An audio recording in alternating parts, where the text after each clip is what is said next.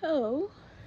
Today I'm going to be talking about how anti-natalism, and by extension, the soul trap, are some of the most misunderstood and misrepresented philosophies out there.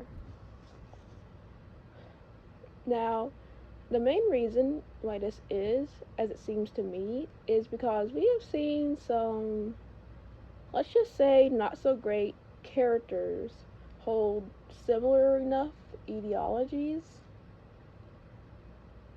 In particular, we've seen some shooters announce some anti-natalist ideas. But when you think about what anti-natalism is at its core,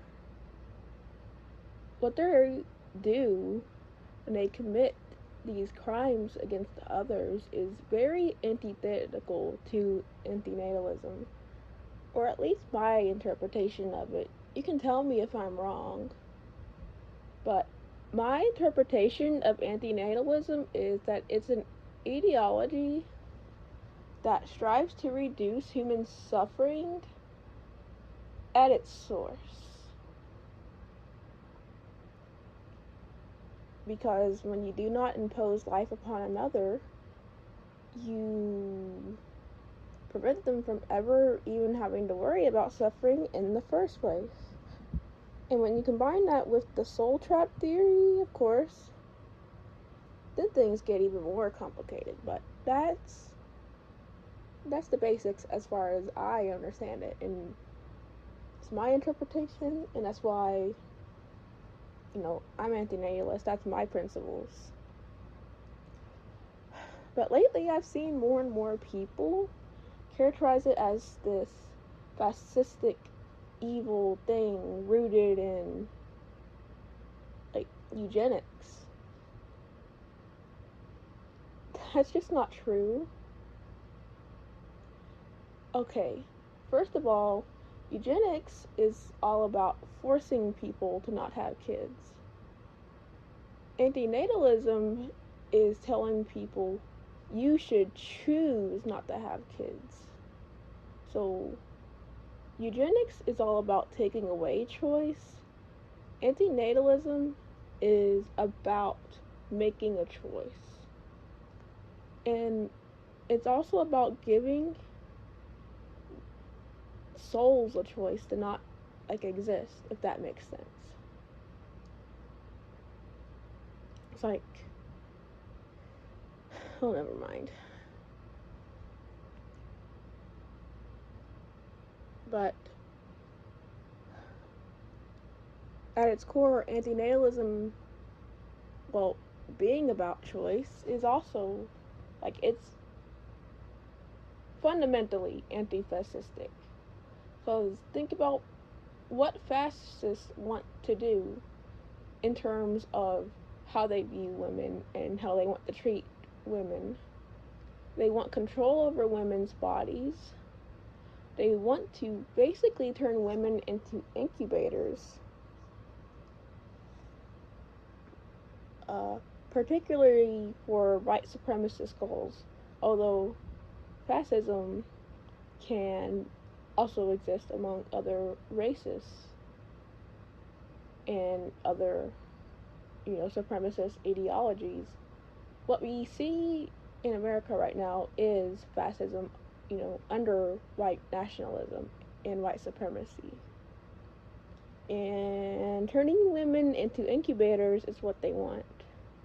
So I think that's why they get particularly offended when they see women antinatalists, such as myself. Because it's antithetical to their control over women they want. And they want control over all people, so they're angry at men, too. And honestly, I kind of think it might be the fascists themselves that are pitting out this idea that antinatalism is a fascistic ideology. And so, of course, you're getting a lot of these left-leaning people riled up about it, not even realizing that they are actually going against their own goals, right? Now, I know there's this whole idea that if we have less children and the population reduces, that people are going to struggle for a while. And I know that, but that's not nearly as much suffering as if the human race were to continue without end. I mean, what's the purpose?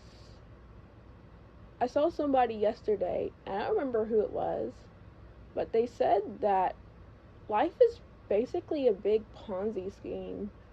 And I think that's the perfect way to describe it because there's really no goal to it besides just multiply and then what? What? I mean, people will have kids, they don't even know what life is, they don't know what the meaning of life is. And then they turn around and they have the gall to call someone evil because they don't want to have kids and they see the moral repercussions of it. That honestly pisses me off. I'm way more pissed than I even sound right now. It's freaking ridiculous. But yeah, to sum it up, antinatalism has been getting really mischaracterized nowadays. And you shouldn't fall for it. Don't fall for people that don't fundamentally understand this ideology. Like, don't let them essentially brainwash you into imposing life upon others. Yeah. Well, this has been Lucid Daydreamer. Keep dreaming on.